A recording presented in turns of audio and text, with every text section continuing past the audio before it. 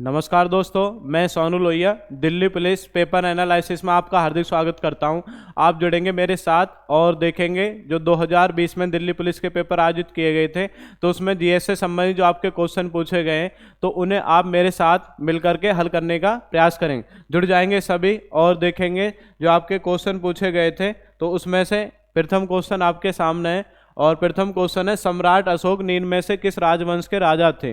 मौर्य राजवंश, नंद राजवंश, शुंग राजवंश, गुप्त राजवंश। इनमें से आपको बताना है किस राजवंश के राजा थे। बताएंगे सभी। तो आपने पढ़ा होगा, कौन सा राजवंश पढ़ा है? मौर्य राजवंश। मौर्य राजवंश आप पढ़ते हैं। मौर्य राजवंश के संस्थापक कौन थे? मौर्य राजवंश के संस्थापक थे चंद्रगुप्त मौर्य। चंद्रगुप्त मौर्य ने किसको हरा करके? चंद्रगुप्त मौर्य ने किसको हरा करके? तो आपने पढ़ा होगा, नंद राजवंश का अंतिम शासक कौन था? घनानंद। घनानंद को हरा करके कौन से वंश की स्थापना की थी? मौर्य राजवंश की आपकी स्थापना की थी। क्लियर हो गया। आपने पढ़ा होगा, चंद्रगुप्त मौर्य के शासनकाल में भारत आने वाला प्रथम विदेशी यात्री कौन है? मैगस्थनीज। कौन सी पुस्तक लिखी है? इंडिका। और आपका ऐसा कौन सा शासक है जिसने अपने अंतिम दिनों में जैन धर्म स्वीकार किया? तो ऐसा शासक कौन है आपका? चंद्रगुप्त मौर्य। ये आपने पढ़े हैं सभी। चंद्रगुप्त मौर्य के बाद में उसका पुत्र कौन है? उसका पुत्र बिंदुसार। बिंदुसार आपका शासक बनता है। आपने पढ़ा होगा, डायमेकस और डायनोसियस किसके शासनकाल में आपके आए थे? बिंदुसार के शासनकाल में भारत आए थे। और बिंदुसार का पुत्र कौन था? बिंदुसार का पुत्र था आपका अशोक। कौन था आपका? अशोक। अशोक आप पढ़ते हैं कि अशोक किस वर्ष राजगद्दी पर बैठा था? तो याद रखेंगे 269 बीसी। कब बैठा था? 269 बीसी। और अशोक ने कलिंग युद्ध कब लड़ा था? 261 बीसी। याद रखेंगे कलिंग युद्ध कब लड़ा? 261 बीसी। कलिंग युद्ध का वर्णन कौन से शिलालेख में मिलता है? 13वें शिलालेख में मिलता है। कौन से शिलालेख में मिलता है? 13वें शिलालेख में मिलता है। आपसे पूछा जाए, जो अशोक के अभिलेख या शिलालेख आप पढ़ते हैं, इनकी खोज किसने की थी? खोज अगर आपसे पूछा जा रहा है, खोज आप याद रखेंगे खोज किस व्यक्ति ने की थी? तो खोज आप याद रखेंगे पादरेटी पैंथलर। किसने की थी? पादरेटी पैंथलर ने आपकी की थी। किसने की थी? पादरेटी पैंथलर ने इसकी खोज की थी। पादरेटी पैंथलर ने आपकी किस वर्ष की थी? 1750। जबकि आपसे पूछा जाए पढ़ने में सफलता, पढ़ने में सफलता, तो पढ़ने में सफलता किसको मिली थी? James Prinsep. James Prinsep. James Prinsep को किस वर्ष मिली थी? 1837। किस वर्ष मिली थी? 1837। याद रखेंगे। आपसे पूछा जाएगा, अशोक में से आप क्वेश्चन पूछा जाए कि अशोक का अन्य नाम क्या मिलता है? अशोक का अन्य नाम किस नाम से भी जानते हैं? देव नाम प्रियदर्शी। किस नाम से जानते हैं? देव नाम प्रियदर्शी के नाम से अशोक को जाना जाता है। किस नाम से? देव नाम प्रियदर्शी के नाम से भी अशोक को जाना जाता है। अशोक का नाम अशोक किन 4 अभिलेखों में मिलता है? तो याद रखेंगे कौन से 4 अभिलेख हैं? एक आप याद रखेंगे, एक कौन सा है? मास्कीय। एक कौन सा है आपका? एक आपका नैतुर। मास्की हो गया, नैतुर हो गया। एक कौन सा है? एक आपका कौन सा? उड़ेगोलन। और एक आप याद रखेंगे गुर्जरा। इसमें अशोक का नाम क्या मिलता है? अशोक मिलता है। मास्की कहाँ पर है? कर्नाटक में। नैतुर कहाँ पर? कर्नाटक। उड़ेगोलन कहाँ पर आपका? कर्नाटक। गुर्जरा कहाँ पर है आपका? एमपी में। क्लियर हो गया। ये भी क्वेश्चन आप याद रखेंगे। सांची के स्तूप का निर्माण, कौन सा स्तूप है? सांची का स्तूप। तो सांची के स्तूप का निर्माण अशोक ने कहाँ पे कराया था? याद रखेंगे रायसेन। रायसेन कहाँ पर है? रायसेन आपका एमपी में। और आपसे पूछा जाए सारनाथ स्तंभ का निर्माण कहाँ पे कराया? सारनाथ स्तंभ। सारनाथ स्तंभ का निर्माण कहाँ पे कराया? वाराणसी में। वाराणसी में सारनाथ स्तंभ का निर्माण कराया। वाराणसी कहाँ पर है? यूपी में। तो यहाँ पे सारनाथ स्तंभ का आपका निर्माण कराया था। इतना आप याद रखेंगे अशोक से संबंधित। क्लियर हो गया। आगे बढ़ते हैं, नेक्स्ट क्वेश्चन देखते हैं। नेक्स्ट क्वेश्चन है, विशु निम्नलिखित में से किस राज्य के प्रसिद्ध त्योहारों में से एक है? विशु उत्सव आपको बताना है कौन से राज्य में आपका बनाया जाता है। विशु, विशु कहाँ पे बनाया जाता है? ये बनाया जाता है आपका केरल में। उड़ीसा की अगर बात करें, जैसे आप पढ़ते हैं कि रथ यात्रा, रथ यात्रा का जो आयोजन है, रथ यात्रा का आयोजन पूरी उड़ीसा में आपका किया जाता है। क्लियर हो गया। आपसे पूछा जाएगा बाली यात्रा क्या है? बाली यात्रा का आयोजन कहाँ पे होता है? उड़ीसा में। आपसे पूछेंगे धानु यात्रा का आयोजन कहाँ पे होता है? धानु यात्रा ये भी कहाँ पर है? उड़ीसा। तमिलनाडु में अगर आपसे पूछा जाए पोंगल उत्सव कहाँ पे बनाया जाता है आपका? तमिलनाडु में। आपसे पूछा जाए जल्लीकट्टू कहाँ बनाया जाता है? जल्लीकट्टू। जल्लीकट्टू आप याद रखेंगे, ये भी कहाँ पर आपका? तमिलनाडु में। क्लियर हो गया। आपसे पूछा जाएगा, क्वेश्चन आता है आपका, कौन सा मेला? अंबुबाची मेला उत्सव। कौन सा है? अंबुबाची मेला उत्सव कामाख्या मंदिर असम में आपका इसका आयोजन किया जाता है। इनको भी आप याद रखेंगे। क्लियर हुआ। आगे बढ़ते हैं, नेक्स्ट क्वेश्चन देखते हैं। नेक्स्ट क्वेश्चन है, एक विभिन्न पारिस्थितिक तंत्रों का एक संग्रह है जो समान जलवायु परिस्थितियों को साझा करता है। तो जो आपका खाली स्थान है इसमें कौन आपका आएगा? चट्टान, लैगून, जैव क्षेत्र, वनस्पति। बताएंगे सभी। इसमें क्या आएगा आपका? बताएंगे सभी कमेंट करके। तो इसमें क्या आएगा आपका? जैव क्षेत्र। क्या आएगा इसमें? जैव क्षेत्र आपका आएगा। क्या आएगा आपका? जैव क्षेत्र। विभिन्न पारिस्थितिक तंत्रों का एक संग्रह जो समान जलवायु परिस्थितियों को आपका साझा करता है। नेक्स्ट, निम्नलिखित में से कौन सा खेल पुरस्कार खिलाड़ियों को अंतर्राष्ट्रीय प्रतियोगिताओं में उत्कृष्ट प्रदर्शन करने में सक्षम बनाने के लिए उनके उत्कृष्ट और सराहनीय कार्य के लिए सम्मान प्रशिक्षकों को आपका दिया जाता है? तो आपसे यहाँ पे बताना है क्वेश्चन, जो प्रशिक्षकों को, प्रशिक्षक यानी आप इंग्लिश में क्या बोलेंगे? कोच। कोच को आपका कौन सा पुरस्कार दिया जाता है इसमें से? बताना आपको। अगर आप इनको पहले ही देख लेते हैं कि कौन सा पुरस्कार है और उसकी शुरुआत कब हुई है। अर्जुन पुरस्कार की शुरुआत कब हुई? 1961 में हुई। राजीव गांधी खेल रत्न ये आप पढ़ते हैं 1991 में इसकी शुरुआत हुई, लेकिन अब इसका नया नाम क्या हो गया? ध्यानचंद खेल रत्न पुरस्कार। और द्रोणाचार्य अवार्ड की शुरुआत कब हुई थी? 1985 में हुई। आपसे पूछे राशि, राशि आप याद रखेंगे। अर्जुन पुरस्कार में कितनी धनराशि दी जाती है? 15 लाख रुपए। आपसे पूछा जाएगा द्रोणाचार्य में कितनी आपकी? 15 लाख रुपए। और राजीव गांधी खेल रत्न में कितनी है? और या इसका नाम, नया नाम क्या हो? ध्यानचंद। तो इसमें आप याद रखेंगे कितनी? 25 लाख रुपए। कितनी है? 25 लाख रुपए। अब यहाँ पे क्वेश्चन आपको याद रखना है, क्वेश्चन पूछा है प्रशिक्षक यानी कोच को कौन सा दिया जाता है? कोच को दिया जाता है आपका द्रोणाचार्य पुरस्कार। कौन सा दिया जाता है? द्रोणाचार्य पुरस्कार। राजीव गांधी खेल रत्न पुरस्कार जीतने वाले प्रथम भारतीय व्यक्ति कौन है? तो आप याद रखेंगे, या प्रथम खिलाड़ी कौन है? विश्वनाथ आनंद। कौन है? विश्वनाथ आनंद।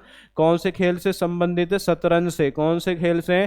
शतरंज से। और शतरंज जो खेल होता है आपको याद रखना है, इससे संबंधित जो अंतर्राष्ट्रीय संस्था है इसका नाम क्या है? इसका नाम है फिडे। और जो शतरंज गेम होता है इसमें जो आपके खाने होते हैं, वर्ग होते हैं, उनकी कुल संख्या कितनी होती है? 64। कितनी होती है आपके? 64। ये भी आप याद रखेंगे। आगे बढ़ते हैं, नेक्स्ट क्वेश्चन देखेंगे। संविधान सभा ने भारत के संविधान को कब अंगीकार किया था? बताएंगे। 4 डेट आपके सामने, 15 अगस्त 1948, 10 जनवरी 1950, 26 नवंबर 1949, 24 मार्च 1946। इनमें से आपको बताने। संविधान सभा, संविधान सभा की बात करें, संविधान सभा की जो आपकी मांग है सबसे पहले बाल गंगाधर तिलक ने की, उसके बाद में MN राय आप पढ़ते हैं, और उसके बाद आपने पढ़ा होगा स्वराज पार्टी। तो ये आप संविधान सभा की मांग की बात है। लेकिन संविधान सभा का जो आपका गठन है वो किस मिशन के आधार पर? तो आपने पढ़ा होगा एक मिशन आया था कैबिनेट मिशन। कैबिनेट मिशन के आधार पर आपका संविधान सभा का गठन किया गया। और संविधान सभा में एक सदस्य कितनी जनसंख्या पर? 10 लाख की जनसंख्या पर चुना गया। और कुल सदस्यों की संख्या कितनी थी? 389। कितनी सदस्य संख्या थी आपकी? 389। ये आपने पढ़ा होगा। संविधान सभा आपने पढ़ा है। संविधान सभा का गठन कब किया गया? गठन अगर आपसे पूछ रहा है, गठन आप याद रखेंगे 6 दिसंबर 1946 को इसका गठन किया गया। और जो आप याद रखेंगे ये भंग कब कर दी गई? भंग कब की गई? भंग आपको याद रखना है जिस दिन संविधान पर हस्ताक्षर हुए 24 जनवरी 1950 को इसको भंग कर दिया गया। आपसे पूछे जी प्रथम बैठक कब हुई? प्रथम बैठक आप याद रखेंगे कब हुई थी? 9 दिसंबर 1946 में। कब हुई थी? 9 दिसंबर 1946 में प्रथम बैठक हुई। और आपसे पूछा जाएगा जी अंतिम बैठक कब हुई? अंतिम बैठक भी आप याद रखेंगे, ये कब हुई थी? 26 नवंबर 1949 में। कब हुई थी? 26 नवंबर 1949 में आपकी अंतिम बैठक की गई थी। क्लियर हो गया? आपने पढ़ा है संविधान सभा। तो संविधान सभा का प्रथम बैठक आप पढ़ते हैं कि अस्थायी अध्यक्ष किसको बनाया गया? अस्थायी अध्यक्ष। ये याद रखेंगे अस्थायी अध्यक्ष कौन बना था। आपसे पूछा जाएगा स्थायी अध्यक्ष कौन बना था। आपसे पूछा जाएगा जी उपाध्यक्ष कौन बना था। उपाध्यक्ष कौन बना था? आप याद रखेंगे जी संवैधानिक सलाहकार कौन बना। संवैधानिक सलाहकार कौन बना? संवैधानिक सलाहकार याद रखेंगे कौन बना आपका संवैधानिक सलाहकार, ये याद रखना है। उसके बाद आपको याद रखना है संवैधानिक सलाहकार हो गया, आप याद रखेंगे इसी में सचिव कौन बना। सचिव कौन बना।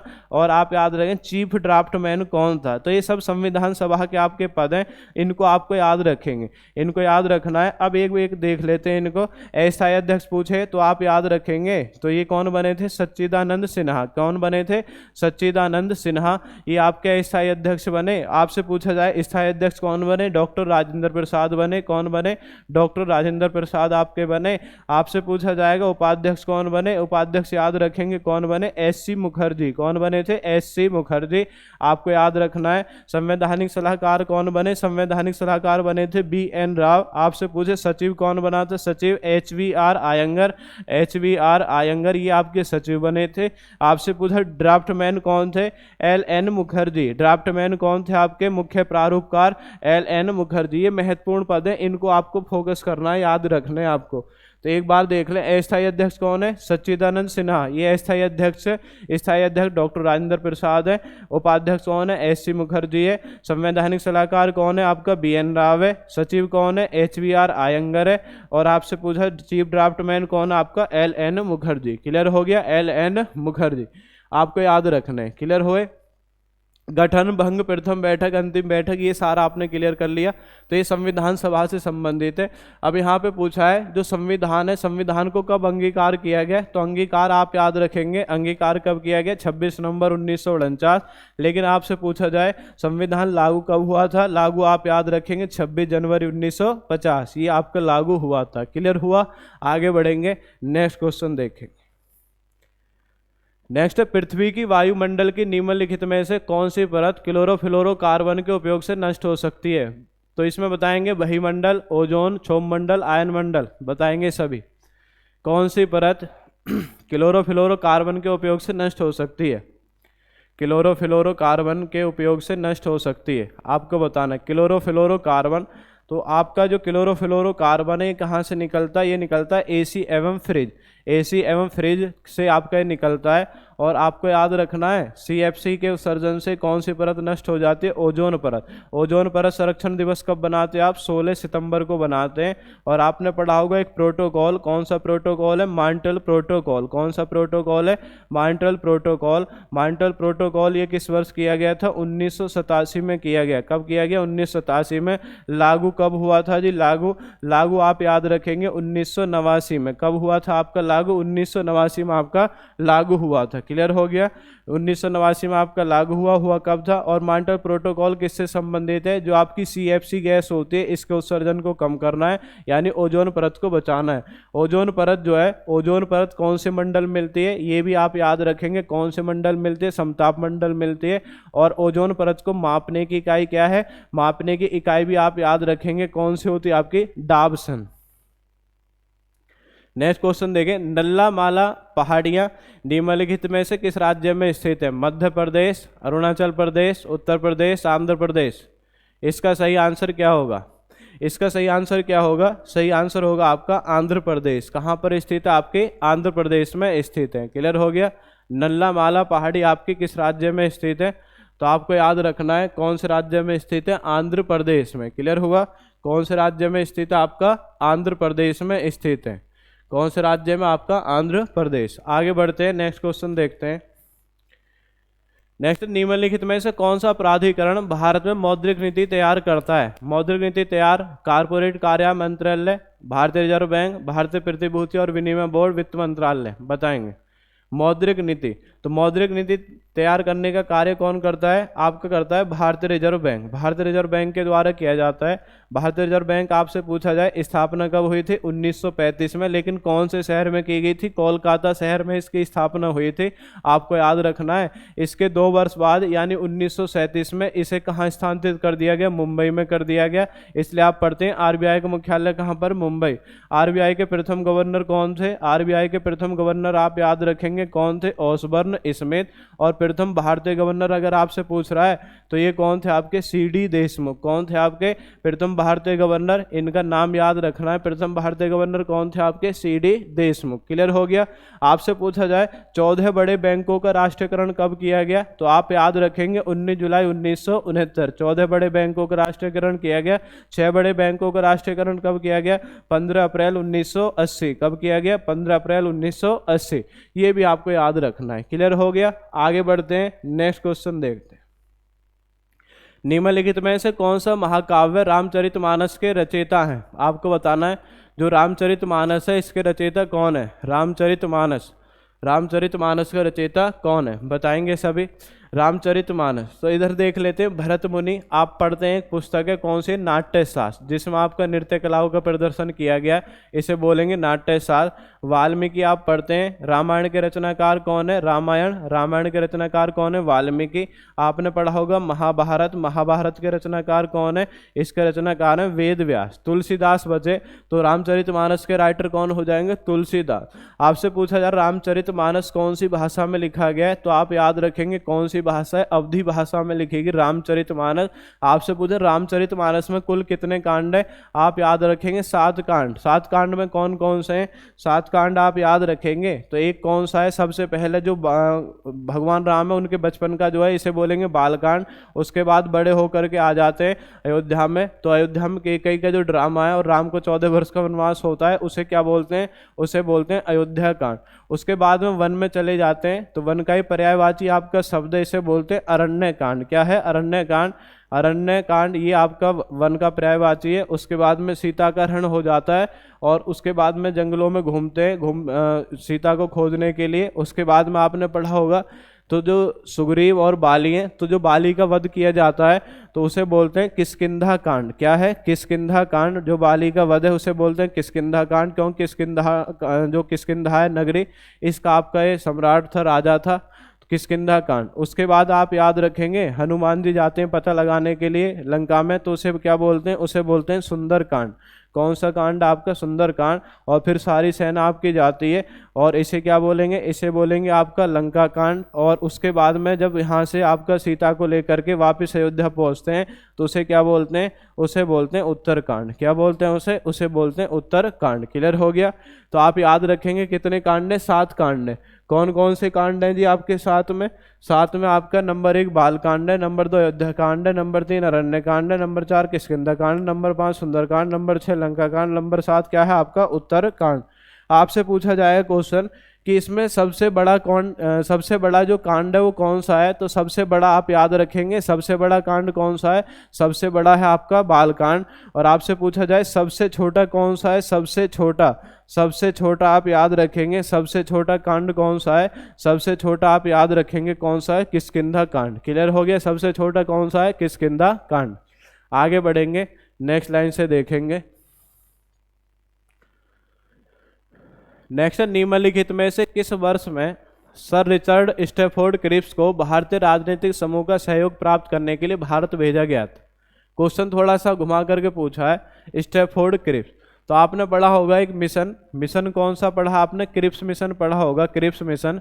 तो क्रिप्स मिशन आप पढ़ते हैं कि क्रिप्स मिशन किस वर्ष भारत आया था, तो क्रिप्स मिशन आया था 1942 में भारत आया। इसमें आपने पढ़ा होगा सदस्यों की संख्या कितनी थी आपकी, 3 थी। आपने पढ़े होंगे अध्यक्ष कौन थे इसके, अध्यक्ष, अध्यक्ष आप याद रखेंगे, अध्यक्ष कौन था, स्टैफोर्ड क्रिप्स। कौन था अध्यक्ष, स्टैफोर्ड क्रिप्स इसका अध्यक्ष था। कौन था अध्यक्ष, स्टैफोर्ड क्रिप्स। और अन्य सदस्य आप याद रखेंगे, अन्य सदस्य कौन थे, अन्य सदस्य भी आप याद रखेंगे। अन्य सदस्य थे, एक तो कौन था आपका एवी अलेक्जेंडर, कौन था एवी अलेक्जेंडर। और दूसरा कौन सा था, दूसरा था आपका पेंथिक लॉरेंस। कौन था आपका, पेंथिक लॉरेंस, ये आपका दूसरा सदस्य था। इसके द्वारा क्या है, इसके द्वारा आपका डोमिनियन राज्य दर्जा देने का आपका प्रस्ताव रखा गया था, लेकिन मुस्लिम लीग और कांग्रेस पार्टी दोनों के द्वारा स्वीकार कर दिया गया।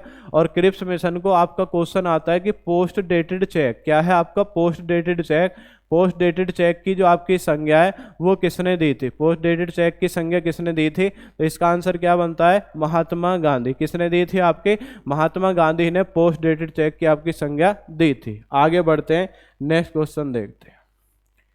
नेक्स्ट, देवी दुर्गा के 9 रूपों का सम्मान करने के लिए नवरात्रि समारोह के दौरान किया जाने वाला गरबा नृत्य निम्नलिखित में से किस राज्य का प्रसिद्ध लोक नृत्य है। गरबा नृत्य आपको बताना है। गरबा, गरबा कहाँ पे होता है, गरबा होता है आपका गुजरात में। तो गुजरात में आप याद रखेंगे जैसे एक प्रसिद्ध नृत्य है गरबा। एक आपने पढ़ा होगा कौन सा है, डांडिया। गरबा और डांडिया कहाँ पर होते हैं, गुजरात। राजस्थान में आप पढ़ेंगे कौन सा आपका घूमर है, आपने पढ़ा होगा भवाई है। और कौन सा आपका कालबेलिया, घूमर भवाई कालबेलिया, ये सब आपके कहाँ के नृत्य हैं, ये है आपके नृत्य कहाँ के हैं, ये याद रखेंगे राजस्थान के नृत्य। कहाँ के, राजस्थान के।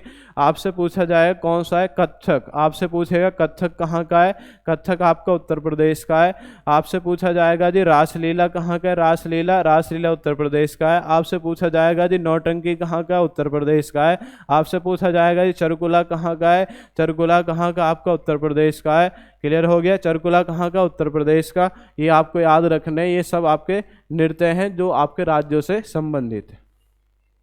नेक्स्ट क्वेश्चन है गोलकुंडा किला निम्नलिखित में से किस राजवंश के शासन काल के दौरान बनाया गया था, बताएंगे। चालुक्य, काकतीय, गुप्त, मौर्य। बताएंगे सभी, कमेंट करके बताएं, बताएंगे सभी, कमेंट करके बताएं। गोलकुंडा किला निम्नलिखित में से किस राजवंश के शासन काल के दौरान बनाया गया, चालुक्य, काकतीय, गुप्त, मौर्य। इसको आप याद रखेंगे। इसमें कौन सा वंश आपका, काकतीय, कौन सा आपका काकतीय राजवंश से आपने बनवाया था गोलकुंडा किला। और आप याद रखेंगे किसने बनवाया था, ये बनवाया था मोहम्मद कुली कुतुब शाह। किसने बनवाया था, मोहम्मद कुली कुतुब शाह ने आपका इसका निर्माण करवाया, मोहम्मद कुली कुतुब शाह। और किस वर्ष कराया था, ये कराया था आपका 1591 में। कहाँ पे आपका 1591 में इसका निर्माण कराया था, ये ध्यान रखेंगे।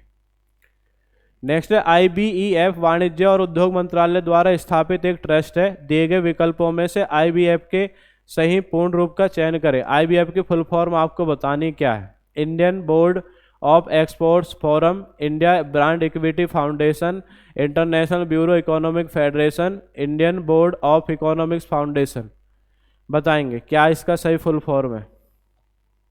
इसकी सही फुल फॉर्म क्या है, ये थोड़ा हद तक आपका सही है, लेकिन इंडिया की जगह क्या है आपका, इंडियन है। क्या है, इंडियन। तो इंडियन ब्रांड इक्विटी फाउंडेशन, ये इसकी फुल फॉर्म बनेगी। और इसकी स्थापना आपको याद रखना है, इसकी स्थापना 2003 में की गई। और इसका हेडक्वार्टर कहाँ पर है, हेडक्वार्टर याद रखेंगे नई दिल्ली में। कहाँ पर हेडक्वार्टर, नई दिल्ली में इसका हेडक्वार्टर है। क्लियर हो गया, आगे बढ़ते हैं, नेक्स्ट क्वेश्चन देखते हैं। नेक्स्ट क्वेश्चन आपका क्या है, नेक्स्ट क्वेश्चन को आप देखेंगे जरा। नेक्स्ट क्वेश्चन है निम्नलिखित में से किस वर्ष में भारत सरकार ने द्वितीय पिछड़ा वर्ग आयोग की नियुक्ति की। आपको बताना है पिछड़ा वर्ग आयोग, तो जो पिछड़े वर्ग की आपकी जाति होती है उनके आरक्षण के लिए, तो आपको बताना है पिछड़ा वर्ग आयोग। तो पिछड़ा वर्ग आयोग आपके दो गठित किए गए थे, जैसे आप पढ़ते हैं प्रथम पिछड़ा वर्ग आयोग। अगर आपसे पूछा जाए प्रथम पिछड़ा वर्ग आयोग, प्रथम पिछड़ा वर्ग आयोग आपको याद रखना है। तो प्रथम पिछड़ा वर्ग आयोग ये किस वर्ष बना था, ये बना था आपका 1953 में। कब बना, 1953 में। और इसके अध्यक्षता कौन थे, इसके अध्यक्षता किसने की थी, काका कालेलकर। किसने की थी, काका कालेलकर ने इसकी अध्यक्षता की थी। तो ऐसे क्वेश्चन आ जाता है कि प्रथम पिछड़ा वर्ग आयोग का गठन कब किया गया, 1953। अध्यक्ष कौन थे, काका कालेलकर। आपसे पूछा जाए द्वितीय पिछड़ा वर्ग आयोग, क्या है, द्वितीय पिछड़ा वर्ग आयोग। तो द्वितीय पिछड़ा वर्ग आयोग आपसे पूछा जाए ये किस वर्ष बना था, तो ये बना था आपका 1979 में। कब बना था, 1979 में। और इसके अध्यक्ष कौन थे, VP मंडल, बिंदेश्वरी प्रसाद मंडल। और इसी आयोग ने क्या है, जो OBC जाति हैं उनके लिए कितने परसेंट, 27% आरक्षण करने की आपके इसमें कि 27% इनको आरक्षण मिलना चाहिए, ये संस्तुति दी थी द्वितीय पिछड़ा वर्ग आयोग। अध्यक्ष कौन थे, VP मंडल। और उसके बाद में आपने पढ़ा होगा एक संशोधन है 102वां संविधान संशोधन 2018, तो आपने पढ़ा होगा। तो पिछड़ा वर्ग जो आपका VP मंडल ने दिया था 27% जो आरक्षण है, ये किस वर्ष से लागू हुआ है, ये लागू हुआ था 1993। PV नरसिम्हा राव की जो सरकार थी तो उन्होंने लागू कर दिया था 1993 में। लेकिन आपको याद रखना है जो OBC आयोग है, कौन सा आयोग है, OBC आयोग। तो OBC आयोग, तो ये आपको याद रखना है, OBC आयोग को संवैधानिक दर्जा 102वां संविधान संशोधन 2018 के द्वारा दिया गया। और आर्टिकल 338B में आपको मिलेगा। तो ये आर्टिकल 338B हमने जोड़ा संविधान में, किस संशोधन के द्वारा, 102वां संविधान संशोधन 2018। और इसमें कौन सा आयोग आपका, OBC आयोग। तो ये भी याद रखना है, OBC आयोग कौन से आर्टिकल में, 338B। और आप याद रखेंगे जो 338A है, 338A में कौन सा है, 338A में आप याद रखेंगे कौन सा आयोग है, ST आयोग। और आपसे पूछा जाएगा 338 में क्या है, 338 में आपका SC आयोग। कौन सा आपका, SC आयोग। इनको भी आप याद रखेंगे। आगे बढ़ेंगे, नेक्स्ट क्वेश्चन देखते हैं। निम्नलिखित में से किस शहर में तिरुमलाई नायककार महल स्थित है, बताएंगे आप। मदुरई, कन्याकुमारी, मैसूर, चेन्नई। बताएंगे सभी, कमेंट करके बताएं सभी, किस शहर में आपका स्थित है, मदुरई, कन्याकुमारी, मैसूर, चेन्नई। बताएंगे। ये आपका तिरुमलाई नायककार जो महल है ये कहाँ पर है? ये मदुरै में स्थित है। और मदुरै कहाँ पर है? मदुरै स्थित आपका तमिलनाडु में। कहाँ पर स्थित है मदुरै? मदुरै आपका तमिलनाडु में स्थित है। कहाँ पर है? तमिलनाडु में स्थित है। नेक्स्ट है मालाबार विद्रोह निम्न में से किस वर्ष मालाबार के दक्षिण तालुका में फूटा था? आपको बताओ 1921, 1918, 1939, 1935। बताएंगे मालाबार विद्रोह। मालाबार विद्रोह ये कहाँ पे हुआ था? मालाबार विद्रोह हुआ था आपका केरल में। कहाँ पे? केरल में हुआ, क्योंकि मालाबार तट कहाँ पर स्थित है? केरल में। और वर्ष आपको याद रखना है, किस वर्ष हुआ था? ये हुआ था आपका 1921। किस वर्ष हुआ? 1921। नेक्स्ट है सांची स्मारक सबसे अच्छी तरह से संरक्षित भारतीय बौद्ध स्तूपों में से एक है, निम्न में से किस राज्य में स्थित है? सांची। सांची स्मारक आपसे पूछा है। सांची स्मारक, सांची स्मारक आपको याद रखना है। सांची स्मारक कहाँ पर है? सांची का स्तूप मध्य प्रदेश में। और मध्य प्रदेश में भी कहाँ पर स्थित है? मध्य प्रदेश में भी आप याद रखेंगे कहाँ पर स्थित है? रायसेन में। सांची स्मारक आपका कहाँ पर है? रायसेन में स्थित है। क्लियर हो गया? आगे बढ़ेंगे, नेक्स्ट क्वेश्चन देखेंगे। इटाई इटाई रोग निम्नलिखित में से किस तत्व की विषाक्तता के कारण होता है? इटाई इटाई आपको बताना है। आर्सेनिक, लेड, मरकरी, कैडमियम, इनको आपको बताना है। इटाई इटाई रोग, इटाई इटाई जो रोग है आप याद रखेंगे। इटाई इटाई रोग ये किसके कारण होता है? कैडमियम के कारण होता है। किसके कारण? कैडमियम। मरकरी आप पढ़ते हैं, एक आपका रोग है, कौन सा रोग है? मिनी माता। कौन सा रोग आपका? मिनी माता जो रोग है ये किसके कारण होता है? ये होता है आपका मरकरी पारा के कारण होता है। आप पढ़ते हैं द्रव धातु किसे कहा जाता है? द्रव धातु आपकी क्या है? मरकरी। इसे भी आपको याद रखना है। आगे बढ़ेंगे, नेक्स्ट क्वेश्चन देखते हैं। नेक्स्ट क्वेश्चन आपका क्या है? नेक्स्ट है अमीर खुसरो एक शाही कवि निम्नलिखित में किस सूफी संत का शिष्य था? अमीर खुसरो आपको बताना है। अमीर खुसरो किसका शिष्य था? अमीर खुसरो आपने पढ़ा होगा, एक पुस्तक पढ़ी है, कौन सी? तुगलकनामा। तुगलकनामा पुस्तक के लेखक कौन है? अमीर खुसरो। और एक आपने पढ़ी होगी कौन सी? एक पुस्तक आपने पढ़ी है कौन सी? आशिका। कौन सी? आशिका। आशिका और तुगलकनामा, इन दोनों पुस्तक के लेखक कौन है? अमीर खुसरो। कौन है? अमीर खुसरो। आपने पढ़ा है सभी ने। उसके बाद आपको याद रखना है कि ये किसके शिष्य थे? तो शिष्य आप याद रखेंगे शेख निजामुद्दीन औलिया। किसके शिष्य थे? शेख निजामुद्दीन औलिया। आपने पढ़ा होगा शेख निजामुद्दीन औलिया की दरगाह कहाँ पर है? दरगाह आप याद रखेंगे कहाँ पर? इनकी दरगाह दिल्ली में स्थित है। कहाँ पर है? शेख सलीम चिश्ती की दरगाह कहाँ पर है? शेख सलीम चिश्ती की अगर आपसे पूछ रहा है शेख सलीम चिश्ती की दरगाह कहाँ पर है, इनका आप याद रखेंगे फतेहपुर सीकरी। कहाँ पर है? शेख सलीम चिश्ती फतेहपुर सीकरी। क्लियर हो गया? फतेहपुर सीकरी ये प्रसिद्ध है आपके, फतेहपुर सीकरी इनकी दिल्ली में। दिल्ली अभी दूर है, यह किसने कहा था? यह कहा था आपका शेख निजामुद्दीन औलिया ने। किसने कहा? शेख निजामुद्दीन औलिया। आपसे पूछा जाता है महबूब ए इलाही क्या है? महबूब ए इलाही किसे कहा जाता है? महबूब ए इलाही, महबूब ए इलाही आप याद रखेंगे किसे कहा जाता है? शेख निजामुद्दीन औलिया। किसे कहा जाता है? शेख निजामुद्दीन औलिया को महबूब ए इलाही के नाम से जाना जाता है। तो याद रखें अमीर खुसरो ये इसके समय में थे, मतलब इसके आपके जो निजामुद्दीन औलिया, निजामुद्दीन औलिया के आपके क्या थे? शिष्य थे। आपने पढ़ा होगा जो आपका अलाउद्दीन खिल्जी है तो अलाउद्दीन खिल्जी आप याद रखेंगे। अमीर खुसरो किसका दरबारी कवि था? तो इसे आप याद रखें किसका दरबारी कवि था? अलाउद्दीन खिल्जी। क्लियर हो गया? आगे बढ़ते हैं, नेक्स्ट क्वेश्चन देखते हैं। नेक्स्ट क्वेश्चन निम्नलिखित में से किस वर्ष हल्दी घाटी का युद्ध लड़ा गया? 1571, 1576, 1579, 1567। हल्दी घाटी का युद्ध, हल्दी घाटी का युद्ध। तो हल्दी घाटी का जो युद्ध का मैदान है राजस्थान राज्य में स्थित है, राजस्थान में। और आपने पढ़ा होगा हल्दी घाटी का युद्ध मेवाड़ राजवंश के शासक थे, कौन थे आपके? महाराणा प्रताप। कौन है? महाराणा प्रताप। महाराणा प्रताप। और अकबर का सेनापति कौन था? अकबर का सेनापति कौन था आपका? मान सिंह। इन दोनों के मध्य आपका ये लड़ा गया था। और आपको याद रखना है कब लड़ा गया था? ये लड़ा गया था आपका 1576। इसकी डेट भी आप याद रखेंगे 18 जून 1576। 18 जून 1576 में आपका युद्ध लड़ा गया। महाराणा प्रताप और किसके बीच लड़ा गया था? मान सिंह के बीच आपका लड़ा गया था। किसके बीच लड़ा गया था? मान सिंह के बीच आपका लड़ा गया। क्लियर हो गया?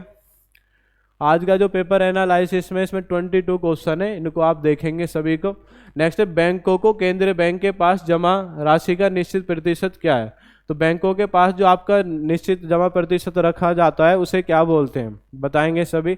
तो आपको याद रखना है जो अन्य व्यापारिक बैंक है वो CRR क्या है, कैश रिजर्व रेशो के रूप में ये केंद्रीय बैंक यानी RBI बैंक के पास आपका जमा रखते हैं। रिवर्स रेपो दर क्या है, जब RBI बैंक के पास अतिरिक्त धन अपना रख देते हैं व्यापारिक बैंक, तो उस जो आपका दर पर जो मिलने वाली आपकी ऋण की दर है उसे क्या बोलेंगे, रिवर्स रेपो दर। रेपो दर क्या है, रेपो दर आप SLR बोले, SLR अगर आपसे पूछा रहा है SLR क्या है, SLR क्या है, जो भी अन्य व्यापारिक बैंक है RBI बैंक के पास जो एक निश्चित जमा राशि होती है, लेकिन उसमें क्या है सोने के रूप में जो आपकी निश्चित जमा राशि होती है तो उसे रखते हैं, वो क्या कहलाता है, SLR आपका कहलाता है। रेपो दर क्या है, जब RBI बैंक अन्य बैंक को कम समय के लिए आपका ऋण उपलब्ध कराता है तो उस ऋण पर लगने वाली ब्याज की दर को क्या बोलेंगे, रेपो दर। एक बैंक दर होती है जो आपका अधिक समय के लिए जो आपकी ब्याज की दर होती है उसे क्या बोलते हैं, उसे बोलते हैं बैंक दर। क्लियर हो गया, तो आपको याद रखना ये क्या कहलाती है, आपकी CRR या कैश रिजर्व रेशो आपके कहलाती है। नेक्स्ट है, निम्नलिखित में से किस लेखक ने the God of small things पुस्तक लिखी है। तो the God of small things पुस्तक के लेखक कौन है, ये आपने पढ़ा होगा, the God of small thing.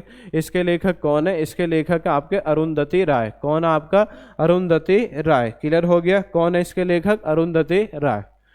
तो आज का पेपर एनालिसिस था। अगर पेपर एनालिसिस आपको अच्छा लगा हो तो एक बार चैनल को लाइक करेंगे, सब्सक्राइब करेंगे और अपने माध्यम से क्लास को आगे बढ़ाएंगे। इसी के साथ मैं आपसे विदाई लेता हूँ। धन्यवाद। जय हिंद, जय भारत।